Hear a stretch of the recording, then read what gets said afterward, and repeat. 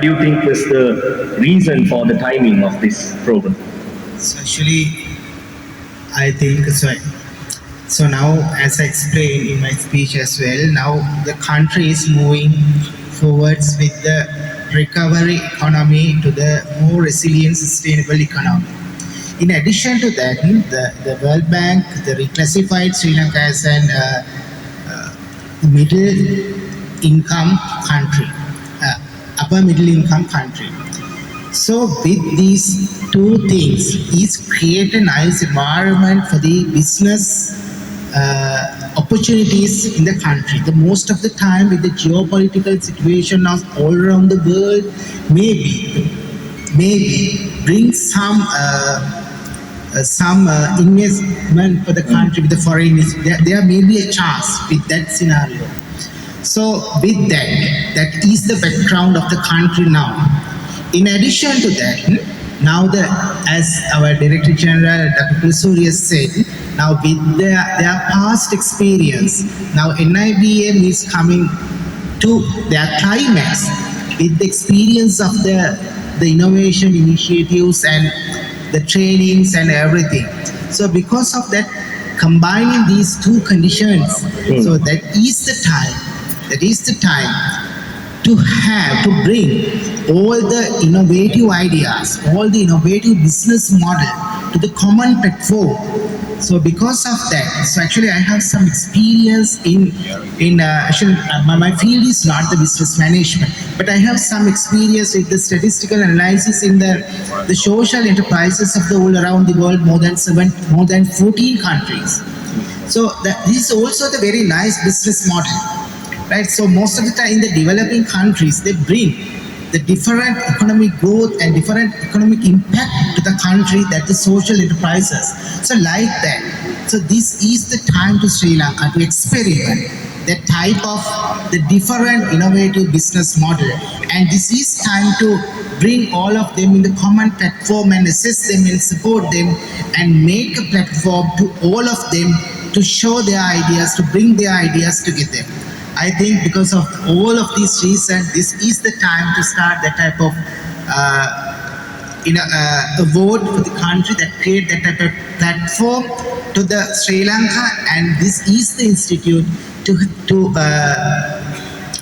take an initiative for the country. This is the institute. Thank you, Mr. And I invite journalist friends, members of the audience, if you have questions as well, raise your hand, even though I can't see you because these lights are very bright. I'm sure our friends, event management, will be able to give you a microphone that you may ask your question from. But I think our next question is going to be to Dr. Kulasurya, the Director General of NiBM. Sir, in your speech you mentioned that BIPMA adds a new dimension to NiBM's consultancy and industry engagement. How do you see this initiative contributing to Sri Lanka's economic and business transformation in the coming years, over the years? No, it's very important questions. And if you looked at the industries, how things are happening in the economy, and the different levels of businesses also, it's very important to inculcate better thinking capabilities in their processes, without which it's very difficult for them to stay in the business. Those days, of course, if you take a traditional economy, and land, labor, capital, materials, those are the major resources. But remember the fact that today, the people who are having better brains, those who can take better decisions on those materials and the other resources, will be the winners. So that's the reason as to why we need to take this initiative into the next level, to create something different. With your knowledge, if you can add value to the society in different ways, then you are the winner, and you are the leader, and you are in the front in making businesses and creating the real value. So this is where we at the NiBM also can support, especially for startup, micro levels and medium level. Of course, leaders are doing well and they can come over here and showcase their products and innovative products. But at the same time, we need to help others basically because the micro and micro level economies are the real driving factors in a given economy. So we are planning to support them, and while we are making sure that we are benchmarking with others, but we need to support them to grow as well. Yeah. So that's what the NiBM is thinking, and without thinking about any problems and various things, it's high time for us to think positively and make sure that we are making use of our thinking capacity to build up the businesses and to see that economy is growing. Thank you, sir. I think I will quickly. Is an important question to all of us. How does BIBMA bridge the gap between academic knowledge and real-world business excellence? Because the practical situation may be different from the theory that we study. Maybe, I'm not sure. What is your view on this? Which has been in existence for the last half a decade, 51 years right now. We've been working very closely with the industry. We've been providing consultancy advice to the industry. We've been helping industry with developing the human resource which they require. And also very importantly, we have been creating entrepreneurs who could start up their own businesses and provide employment to many others in the society. So in that sense, we have been working with the industry in different perspectives, different dynamics, of course, for the last so many number of years. And this particular competition, or this particular awards series is actually meant for business model innovation. Business model innovation, simply speaking, is about how you create, conceptualize, create, and deliver value to your customers.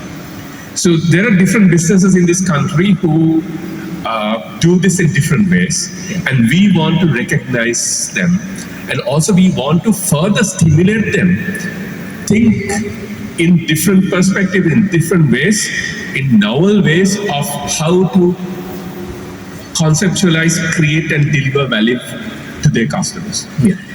That's one of the primary objectives of this whole exercise.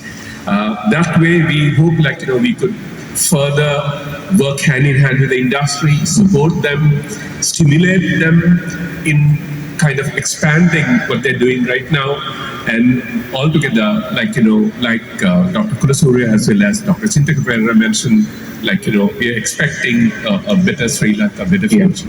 Thank you. Absolutely. Thank you. And I would like to now move to Dr. Bhartadeva Narayana.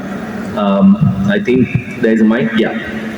So, as the chair of the steering committee as well, I think this question is more in line with that. Developing a national awards program requires credibility and transparency, and that I think is an unargumented statement. What measures have been built into BIBMA to ensure organizations can trust the assessment and the process? Okay, thank you. I have two specific answers for that. One thing is the structure, the other thing is the mechanism or the methodology. When you talk about the structure, as you have seen from the advisory committee to the independent assessment committee and then steering committee. So basically all these committees ensure how transparent is it. In addition to that, talk about the mechanism, it is a scientific mechanism where we have the systematically developed business model canvas, where we have developed 9 criterions, and even if you go through this booklet where you find out how the marks are being allocated for each and every section. So each candidate or each business can look into their marks depending on their performance. So it could be very transparent. So with all these, I believe the structure and mechanism will ensure the authentication of this, or the authenticity of this particular model of this particular competition, or rather you can say the awards. Yeah. Thank you. To now focus the attention to Dr. Asangaran sir. Many organizations, sir, have already received recognition through multiple awards that are happening in the country. What makes this particular award, BIBMA, fundamentally different from conventional business awards. We heard a bit of the process. Now let us talk about why this is unique. See, there's the two, and we think that strategy and the business model are the same. Strategy is about creating value in the market. Business model is about delivering that value and sustaining that delivery over a long period of time. So there are lots of awards, as you said, about brands and best companies and all that. But behind the scene, really evaluating the business models and whether they are sustainable and whether they are future ready and whether they can compete in this new world. I think there aren't many, and NiBM is probably the best suited business school to do this and really build this foundation so that Sri Lanka, as Chairman said, will be ready to face the new challenges in this new world of business. Thank you.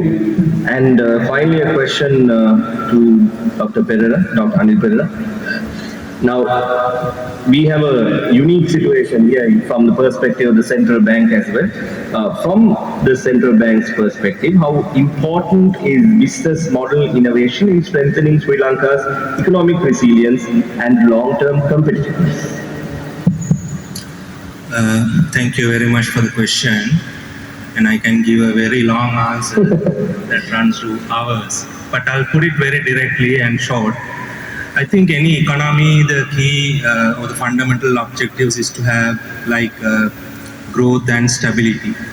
So I would like to say growth and stability on sustainable basis. So from central bank's viewpoint and in terms of macro viewpoint, if you look at growth, that is one of the key areas that we look at and support indirectly.